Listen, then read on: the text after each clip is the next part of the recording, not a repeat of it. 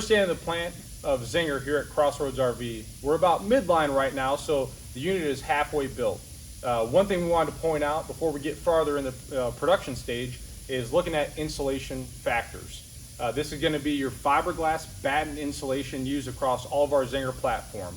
At this point in the process of production, it's going to be glued in and hand tucked around the whole coach, the roof, and the floor.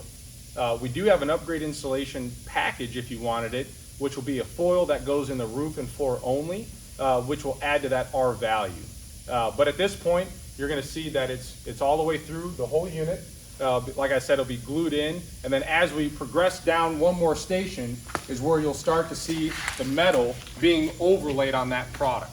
As we keep moving down, we'll start to see a more finished product, but insulation is a very important factor.